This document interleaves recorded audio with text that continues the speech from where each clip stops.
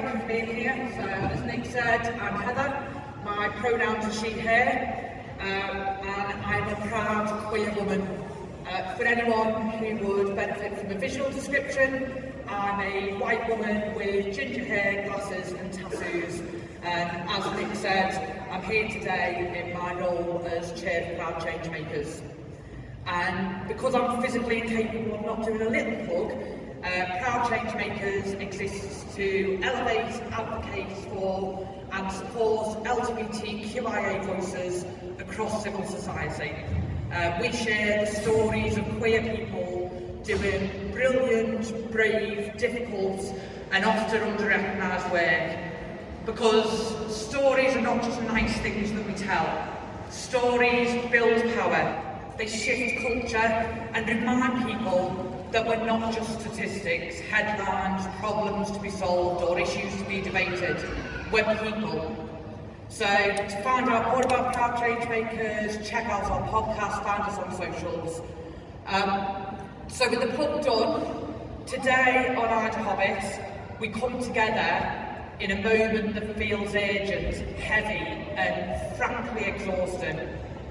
I wish I could stand here and give you a cheerful speech about progress, but I can't. Because over the last few years, we've seen just how quickly rights can be questioned and rolled back. The UK still has important protections. Discrimination based on sexual orientation and gender reassignment is banned. Same-sex couples can marry and adopt. Trans people can apply to change their legal gender under certain conditions. Those things matter. They were hard won, they changed lives. But rights written down are not the same as rights protected. They can be undermined, they can be made harder to access, and they're not experienced equally by everyone in our communities. ILGA Europe's Rainbow Map, released this week, makes that painfully clear.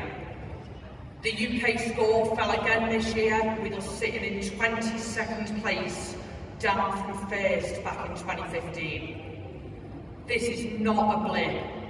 That is a decade of political failure. In just over 10 years, we've gone from claiming leadership on LGBTQ+ rights to becoming a warning sign. And that's not happened by accident.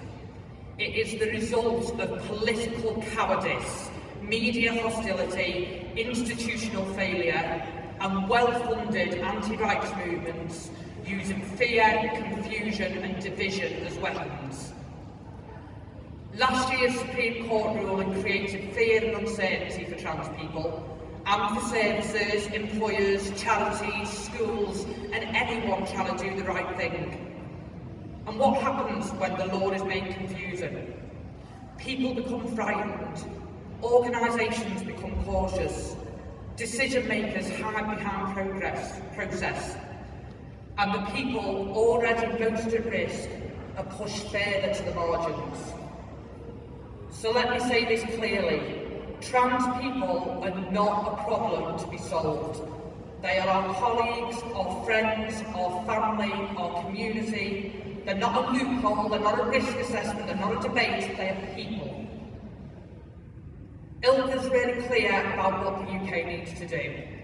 Timely and accessible trans-specific healthcare, action on excessive waiting times, access to puberty blockers for trans young people outside of restrictive research frameworks, effective legal gender recognition, including recognition of trans parenthood, treatment of trans people that complies with human rights law, and a ban on conversion practices covering both sexual orientation and gender identity. None of that is extreme. It's basic. It is the bare minimum in a country that claims to value dignity, equality and human rights. And yet, the government has once again committed, in the King's speech, to bring forward a draft bill to ban abusive conversion practices. That's welcome, but we've heard promises before. A line in a King's speech is not protection. A draft bill is not a ban. Warm words are not enough for the people who are still being told that they are broken, sinful, disordered, or in need of fixing. Conversion practices are abuse. They do lasting harm. They have no place in this country. So the government must publish the draft legislation before summer recess, and it must protect people from conversion practices based on both sexual orientation and gender identity. No more delays, no more watering down, no more using trans people as an excuse for inaction. Now, we should also welcome the move to make hate crimes based on sexual orientation, trans identity and disability aggravated offences, bringing the law more closely in line with race and religion. That matters. Hate should be taken seriously, whoever it targets. But equality in law has to mean equality in practice. It's not enough to say anti-LGBT plus hate is covered by legislation if in reality it is treated as less urgent, less serious, less dangerous or less deserving of public concern. Anti-LGBT plus hate must be named clearly and treated seriously by politicians, police, media, public bodies, employers, schools and communities. It can't be dismissed as just words, different opinions or dressed up as concern. And it cannot be turned into a debate where our dignity is put on one side of the studio and someone else's prejudice is put on the other side, as if those are two equally reasonable positions. We are not a both sides issue. Our safety is not a both sides issue. Our right to exist in public life is not a both sides issue. When queer people are abused in the streets, that is hate. When trans people are harassed online until they're frightened to leave the house, that is hate. When drag performers are threatened, pride events are targeted, queer venues are attacked, schools are bullied out of inclusive education, or public figures mock our identities for applause, that is hate, and it should be treated as hate. We're not asking for special treatment, we're asking for equal treatment. The same seriousness, the same urgency, the same public condemnation, the same institutional response, the same refusal to normalise the dehumanisation of a whole community. Because when hate is minimised, it grows. When hate is platformed, it spreads. When hate is treated as entertainment, people get hurt. And when any community is made unsafe, all of us should feel the alarm bell ringing. And that's why solidarity matters. Real solidarity, not the easy kind, not the I'll post a rainbow when it's good for the brand kind, not the love is love unless it gets a bit controversial kind. I mean solidarity that shows up when it costs something. Because right now, too many people are testing which communities can be abandoned without consequence. The political ground is shifting. We've seen the gains made in the recent local elections by reform, and too many people in power will be tempted to read that as a reason to move further right, to chase anti-migrant rhetoric, to go quiet on equality, to treat trans people as expendable and imagine that throwing marginalised communities under the bus will somehow impact trust. It won't. You don't defeat the politics of division by copying it. You don't beat the far right by borrowing their language. And you don't build a fairer country by sacrificing the people already under attack. Our question cannot be who can beat reform. Our question has to be who will protect our communities. Who will stand up for trans people when it is politically difficult? Who will deliver an inclusive conversion practices ban? Who will stop treating LGBTQIA rights as a bargaining chip? And who will listen to the people most affected before decisions are made about their lives? Because chasing reform to the right won't save us. A leadership that abandons trans people won't save us. A politics based on fear and cowardice won't save us. We need courage.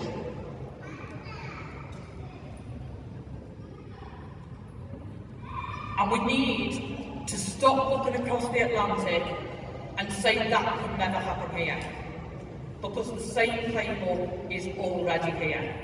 The Alliance Defending Freedom have spent years using strategic litigation in the US to challenge abortion rights, LGBTQ plus equality and protection for same-sex couples.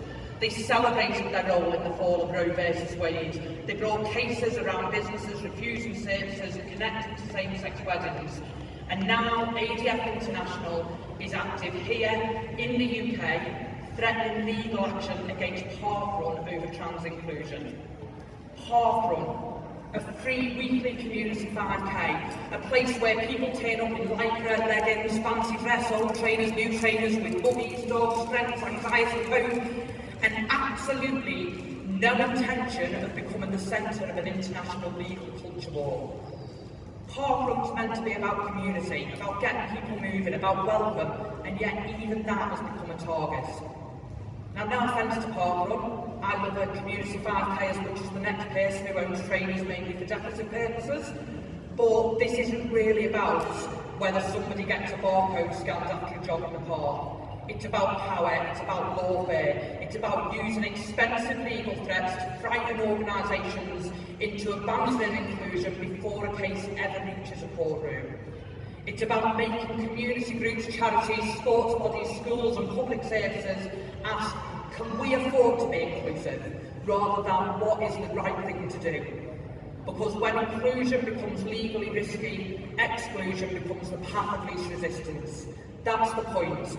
They want organisations to panic, they want leaders to go quiet, they want trustees, boards, volunteers and staff to think maybe it's easier if we just don't mention trans people.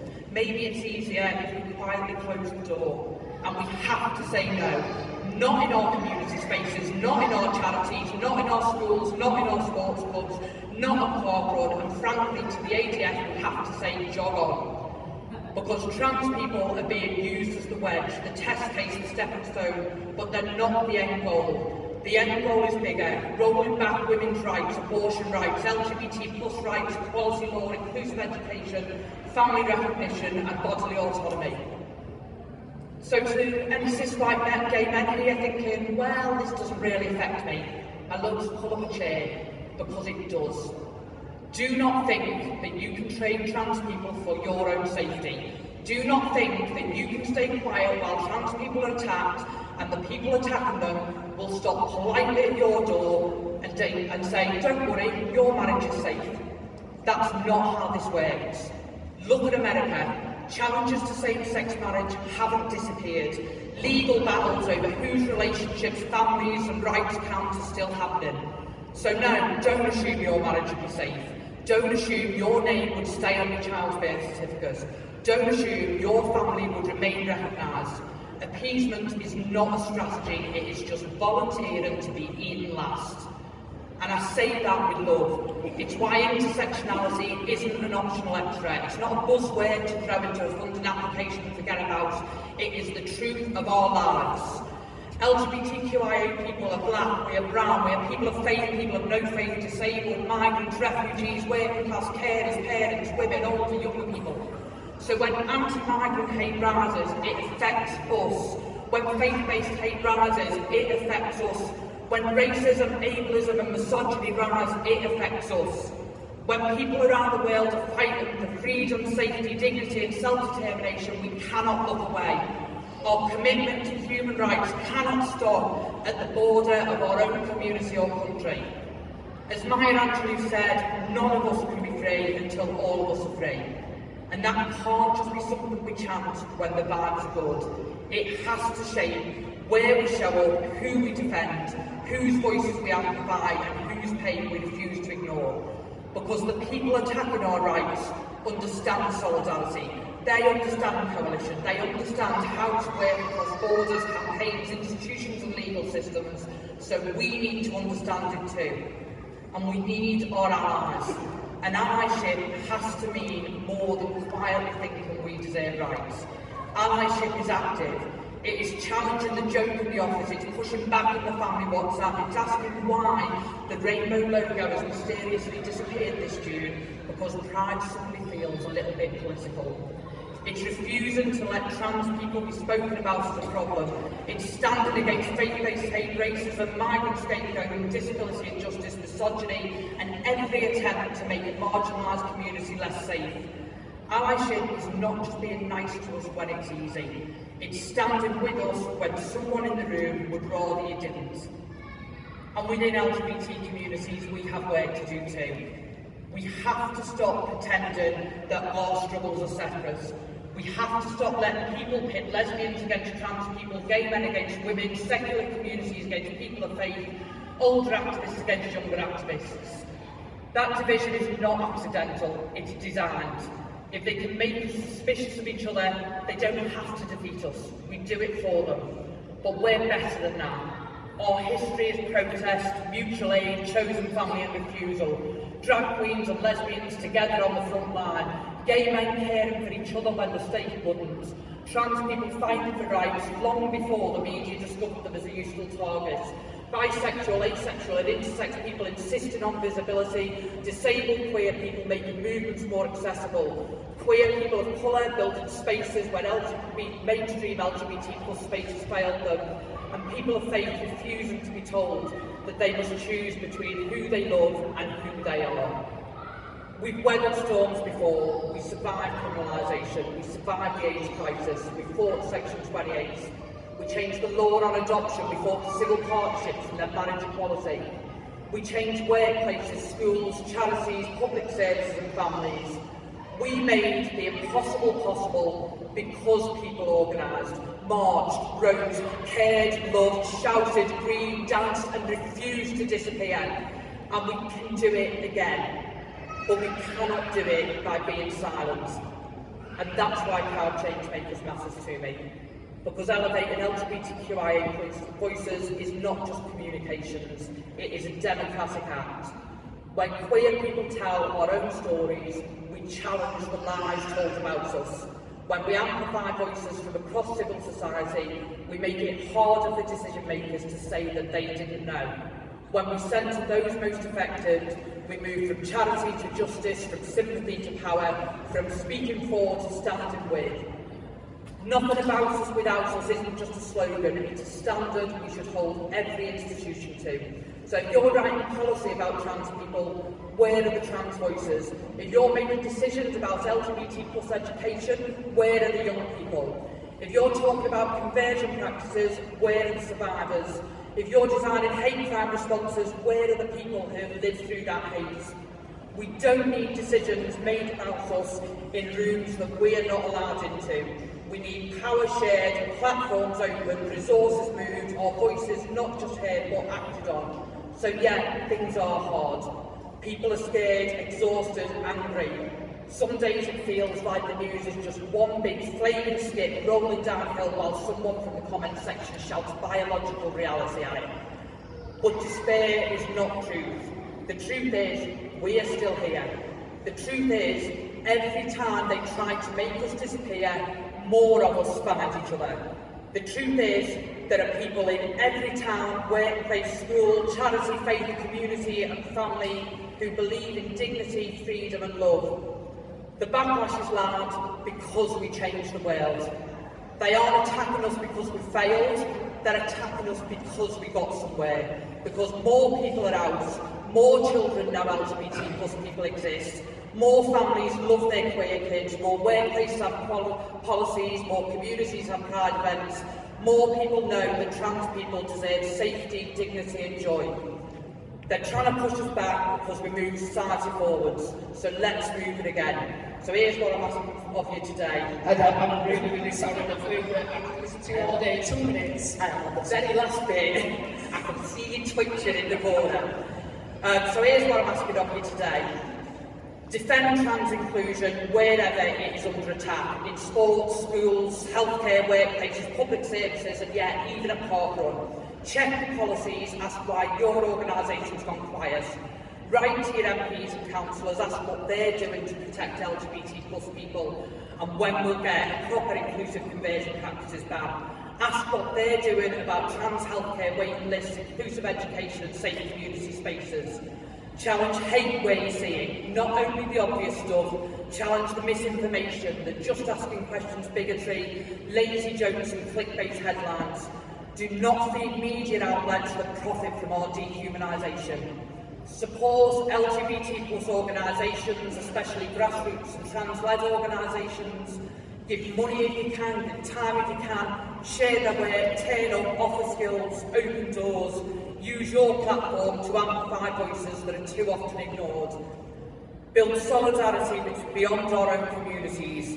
Show up against faith-based hate, religion-based racism, migrant scapegoat, ableism and misogyny. Stand with communities around the world fighting for freedom, dignity and justice. Not just because it's good optics, but because it is right, and because our liberation is bound together. And finally, tell the truth.